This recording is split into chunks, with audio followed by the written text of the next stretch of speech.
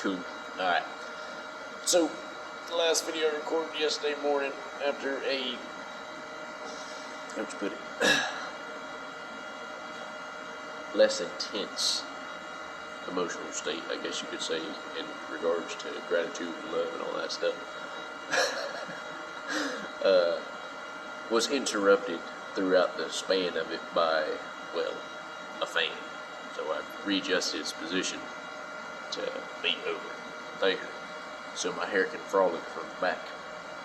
But that might be impeded by this hat. So, all that bullshit aside and technical difficulties potentially diminished, I'm going to dive into some baffling. Because as the saying goes, if you can't dazzle them with brilliance, baffle them with bullshit. And, well, all the fun stuff you find in cow patties, and I don't consider myself upon the ranks up in the echelons of sophisticated people, though I try to have a sophisticated mind. That most often is not the case. So some thoughts that have been tormenting me, well, more so enlivening me. I'm going to put them out there to torment you if you happen to give attention to these videos. A few of them have been, how would you describe it, initiated or motivated by a recent reading that I've been picking up, produced by the author, and I think he was like a radio talk host for ABC or something like that. I think it's Howard Hughes, if I'm not mistaken, or Hughes Howard. And his book is like Perspectives, and it's a great dang form of a book for a person with my style of reading interest, where it's like, okay, there's bite-sized chunks of perspectives that are contained in larger bodies of ideas, I guess you could say. I guess like large ideas with smaller ideas that are relevant to this larger idea. And, well, that suits my minimal attention span, at least when it comes to reading. I mean, Jordan Peterson said this in a talk with, it was either Brett Weinstein or Sam Harris, but he was saying that no, it was with, I think it was a Catholic cardinal priest, and I consider him to be a good kind. I think it's something barren, and he was saying that, well, the resources of information that are now being provided today via videos, via podcasts, via long-form discussions, might enable more of the masses to cultivate an intellect, or cultivate a better education, because more people can listen than read. And, well, listening does seem to enable our attention to I don't know, extend beyond our reading capacity, commonly speaking. But some people might, and you could make a comparison between people who are actually visually astute, I think would be the word, having more of a engagement with reading, just because in essence words are they're more than just symbols, because there's an underlying meaning to them, but or an underlying abstraction that kind of bolsters them, and that broadens out as you put them into sentences, paragraphs, stories, especially stories, but context included, it magnifies their significance. But visually astute people might find an ability to extend their attention on them for the fact that it's kind of a symbolic representation of something else. And that was a spiel that certainly went off track of something I'm not too sure of what I'm on track towards. But I guess education could be a point of reference that Howard Hughes, or a segment is book, or I don't think it would be a synopsis. his information he's distilling, or his perspectives he's distilling. Talks about like the culture of education here in America and how it's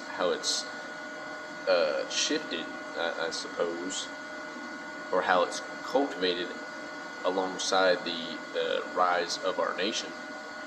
And that is that he made comparison to like colonials and frontiersmen as they're heading west with like Manifest Destiny and so on and so forth, and how in comparison to especially our nation as it's perceived by the rest of the world in regards to how we educate our youth, or just educate everybody, but education essentially starts from some point, and I guess all of life starts from some point, and I guess that could be referenced towards youth. And he makes a point like there's almost like a patriotic tie to being uneducated, or like not giving one's attention towards becoming more worldly or more insightful, for it seems that our nation was founded upon escaping the constrictions of like church, Catholic, I don't think aristocracy is the proper term for it, but like clergymen who were information, especially like robber barons and particular higher, more sophisticated business people being corrupt. They associated intelligence with corruption, and there's he provided a line in there from I suppose a cowboy saying or some kind of frontiersman sayings, talking about don't start learning them books, it messes with your shooting eye. And that's an excellent illustration, because that most definitely seems to be the case among rural individuals. And maybe there's also an element of like lack of resources that are available of exceptional minds. He dives into a few other things, which I just recently posted to my Instagram story, where he kind of speaks about like, if you want to look at the quality of a civilization, look at the I think it was respect or the glory or position that is that of teachers. Like what kind of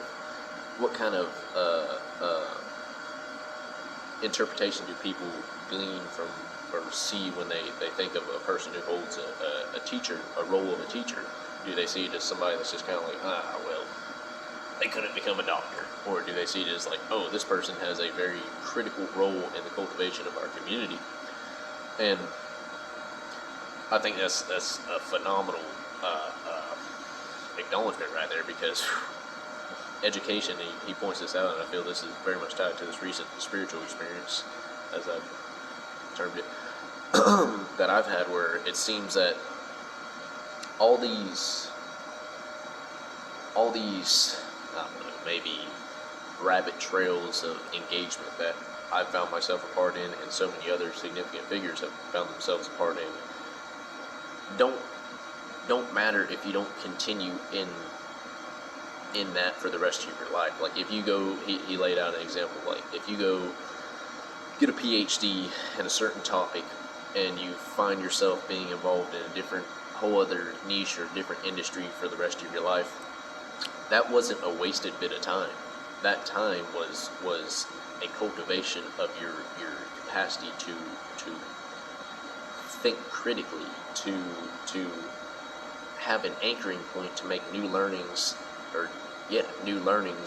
more easily achievable, for you have a reference point to connect them to. And it's really like there's so much truth in that. He laid out a story with I think it was the benzene molecule, and he kind of pointed towards like how significant the cultivation of chemistry has been in especially our modern day pharmacology, but overall technology. You know, I mean, you kind of think about, well, say the grease and the bearings of a vehicle. Well, if that shit used to wear out within 2 weeks, well, not many people would extend the life of their vehicles or make it very far without having to take their damn wheel off, take off the damn hubcap, pull the car to pin, pull your damn wheel bearing out, grease that son of a bitch up, put it back in, reverse process, and keep rolling. Like, it's a good point. But anyways, he was making a point towards this. I think it was Kirk Kuhl, who was previously, before he took on, I guess, a profession of chemist, I guess, or chemical researcher. He pointed out that all the other researchers that were having a problem with discovering the molecular shape of this benzene molecule seemed to get stumped that it was not fulfilling their spatial understanding of how molecules related to one another, formed amongst one another. And that Kirku, as I'm phonetically projecting his name, I don't know, or her name, I don't know how it's actually pronounced, but anyways, that's that. Well, said person, Kirku, had a background in architecture, and that came in handy, clearly, in their understanding of how the molecule was actually formed. And it's even more interesting, which this goes on a whole other tangent, which I might not venture down, might not. But it's even more interesting how it arrived, and it was in a dream, and the dream was actually of a snake biting its tail, which is correlated to so many cultures throughout time of the Ouroboros, which is essentially like a representation of birth, death, and rebirth. And that can be religious and foundation, because that's a very interesting motif in life journey. Everyone's life journey, cultural life journey, just it's almost like a consistency or a law within nature, or at least of living things, but who's to say nature isn't a living thing? Anyways, it's really neat. Like, I find that stuff makes me giddy to hear how, one, all these portions and bits to one's journey that might not seem relevant to the current state that they're in, or the current environment that they're in, come to just bolster you even more in that environment. And that might be where I pause as well. So many places I can go, and I felt that was a good bit to capture.